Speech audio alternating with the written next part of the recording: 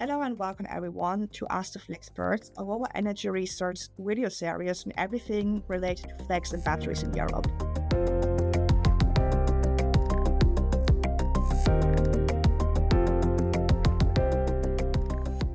My name is Eva Zimmermann, and today I'm going to talk about the Italian best market with Chris Coates, our Italian Flexperts. Great to have you, Chris. Thanks, Eva. Nice to be in the show. Great. So let's dive right in. When people think about batteries in Italy, they usually immediately think about the subsidy support scheme MACSE. But is that really the only opportunity there is for batteries in Italy? MACSE gets a lot of attention, for sure, because of its size, its visibility, it's different. But it's not the whole story. There's also a very strong business case outside of MACSE, supported by growing their head spreads, an attractive ancillary services and balancing market, the ISP, or integrated scheduling process, and also an attractive capacity market. Okay. So what's driving those opportunities? For sure, a big factor is the rapid solar build-out. Solar is the dominant renewable technology in Italy, and as penetration increases, we see predictable spreads forming, so strong opportunities for batteries to shift energy across different hours. So you are mentioning spreads, and you mentioned before capacity market, so that is part of a secret sauce to a business case in Italy. What about ancillary services? Are they driving revenues? For sure. The ISP, the ancillary services and balancing market is a big value driver. And batteries can definitely make the most out of this market.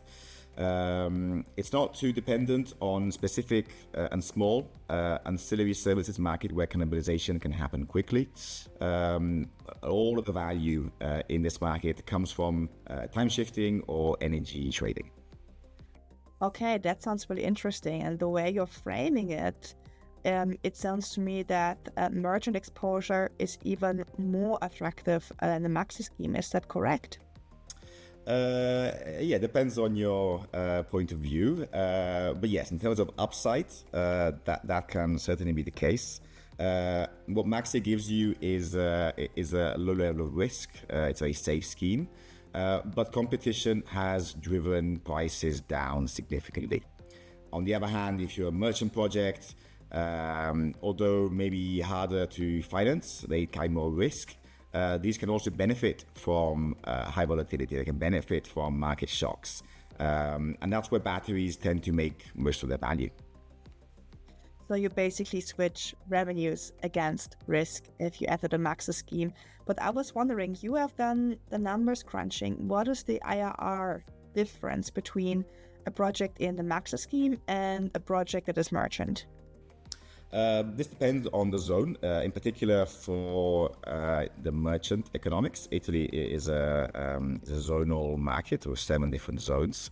But let's say on average, if we're comparing the optimal duration for the two, so 4-hour merchant versus 8-hour in MACSE, we're looking at more or less a 6 percentage points haircut in IRR. 6 percentage points is quite a lot. Could definitely be worth it to go for a bit more of the risk. Another thing that is very special about the Italian market is that in terms of battery size, Italy really went big.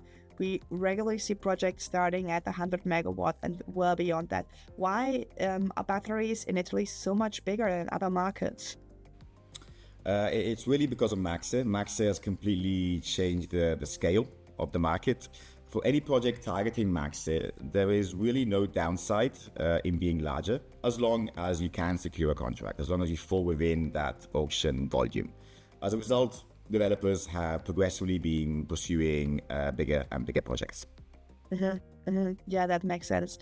And what if we say bigger projects?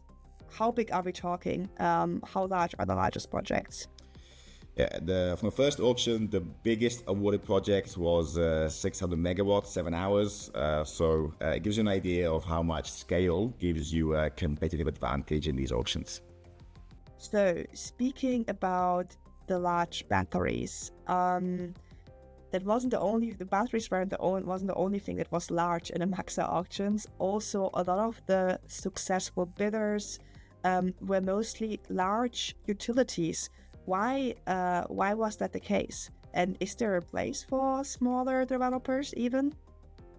There is, for sure. As you say, NN did secure a large proportion of the volumes in the first auction. And the first auction demonstrated that these economies of scale matter enormously, but there is space for smaller players as well. Do you mean with economies of scale? Could you elaborate a bit more on that? If you think of MACSE, ultimately it's a supply chain optimization exercise. You're looking at an infrastructure type investment. So developers with lower costs have a much higher chance of submitting a competitive bid. Scale helps you secure better pricing on your equipment and ultimately lower your project costs. Okay, got it. And were there any other advantages besides the scale that Italian large utilities had? Incumbents tend to have several advantages. Many of these projects could leverage existing infrastructure, so make the most of existing sites, existing grid connections. They could defer decommissioning costs on these old plants, old sites, and also use balance sheet financing. These are all significant advantages when competing in an auction where cost competitiveness is everything. I see. And I think you also mentioned there's also space for smaller developers besides large Italian utilities. Which kind of smaller developers were successful in the MACSE auction? Can you name some examples? We had a few outside of the big utility. We had Weisel with a couple of projects, NAP Power, Z Energy, and Greenvolt as well, with one project each. I guess the first auction showed us that while size and scale give you a big advantage, still a strong project can compete and be successful as well. I see. And these were only the first auctions. There is another round of auctions upcoming. Would you expect such low prices again in the next auctions, or do you think there will be any changes in the pricing? I would largely expect similar pricing, maybe slightly higher, to be honest. But still, it's a very competitive environment, so it's going to be a low clearing price again. You said it would be slightly higher. Why do you think that? If we look at what's changed between the two auctions, the regulation has remained effectively the same. So the drivers are largely external. So we're looking at competition. We said that remains high. But the main differentiator is also capex. And when the first auction happened, capex were at an exceptionally low level. And since then, we've seen a slight rise in costs. So largely driven by changes in battery capex. Okay. I think one other important question will be the overall setup of the auctions, because from what I learned, auctions in Italy can change quite quickly, right? Yes, they can. If we look at the first auction, pricing expectation, clearing price expectation changed dramatically in the months leading up to the auction. One of the biggest question marks is the competition and looking at who gets authorized, what assets get authorized in the months leading up to the auction itself. Okay, great. With this, I would like to focus a bit more on other routes to market. As you mentioned, MACSE is not the only way to get your battery onto the grid in Italy. And I would like to take a bit of a look on the price zones Italy has, because they can be quite distinct from each other. If you had to pick one price zone, which one is the most attractive one for battery? That's a question I often get asked. All price zones have their unique characteristics. We look at northern zones benefit from high demand, stronger cross-border opportunities. Southern zones tend to have the majority of renewable build-outs, so higher spreads. If I had to pinpoint one, I tend to go for center-south because it benefits from that gets the best of both worlds, really. So high demand, a relatively unstable grid, but also good opportunities for renewables and solar in particular. So in the south, there are the best economic opportunities. Exactly, yes. I mean, if you look at southern zones, all renewable-driven factors, which end up in a worse grid and better spreads, give you better opportunities. So the south, in general, does have stronger economics. Okay, but is there a catch? Because then I would just say everyone should go to the south, right? Yeah, there's always a catch, unfortunately. Southern zones tend to perform worse if we look at a downside scenario, anything that affects the pace of renewable deployment.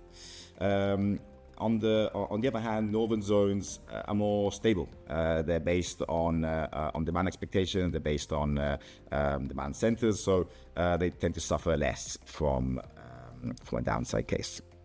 That's really interesting. It almost sounds like you could sort Italian business cases quite clearly per risk, right? With MACSE being the least risky, a battery deployed in a north merchant being a bit more risky, but more returns. And the option with most risk and most returns is a battery in the south. So it's quite an interesting cascade. One other thing that I was wondering, if I have decided for a zone that I would like to put my battery in, does it then matter where in the zone I put my battery, or is it just the same everywhere? It does depend. The day-ahead market, wholesale market is zonal, so your let's say main price drivers tend to be on a zonal level. However, the ISP market, which, as we've said, is a big value driver, is a pay-as-bid market. So location within a zone itself can have a meaningful impact on revenues. So it's extremely important to choose the right zone. At the same time, you have to find the right site as well. Policy also has been quite a hot topic in the Italian battery market recently, especially discussion about DL Bollette. Could you explain a bit what's the deal with this policy and why it matters for batteries? The DL Bollette, as the name implies, its aim was to reduce the cost for consumer bill. It's a law that first came out in February of this year. The main article which affects energy markets or price formation, at least, is Article 6, which it tries to reduce the price in peak hours, the price when gas is marginal, by removing the logistic costs and removing the ETS cost components for these gas assets. So it means that when gas is marginal, it's marginal at a lower price. So all in for marginal generation will be paid less and ultimately reduce energy costs. All these components are then paid by final consumers in energy bills directly rather than through the market. I see, interesting. And how should I think about this as an investor in batteries in Italy? When the DL Bollette first came out, it caused a big splash. Batteries suffer the most because they suffer on that price spread. So reducing the value of peak hours has a big impact for batteries.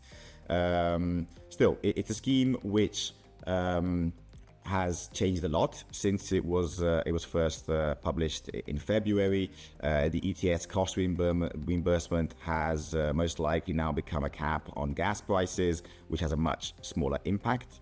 So the splash is much smaller than it was initially, and the impact as well. So the proposal also changed a lot. That's very interesting to hear. Still, even if the impact is smaller now, did that already have effects on the battery market at the moment? And does it do something to the view on Italian battery markets long term? When it first came out, it certainly slowed down or even stopped some negotiation processes, investment decisions. Since then, the impact has been reduced a lot, but it does serve as a reminder that policy intervention is always a possibility. At the same time, the fundamental drivers that we've discussed so far don't change. So if we look at the medium to long term, Italy is still one of the most attractive battery markets in Europe, but it's important to think about diversification and hedging strategies to try and protect from policy risk. Okay, great, thanks, very interesting. And with this, I would like to wrap up this episode a bit. Do you have any final key takeaways for those that want to invest in batteries in Italy right now? Yeah, I think Italy it's an attractive market for multiple reasons. It offers you multiple routes to market and try and use all of them. MACSE gives you stability, limited upside, but an ancillary merchant exposure gives you the potential to gain from the fundamentals that make Italy attractive. So overall success depends on using all these opportunities to the best of your abilities and getting the best asset mix and best portfolio. Great. Thanks a lot for these wonderful summarizing words. And with this, we're coming to the end of the episode.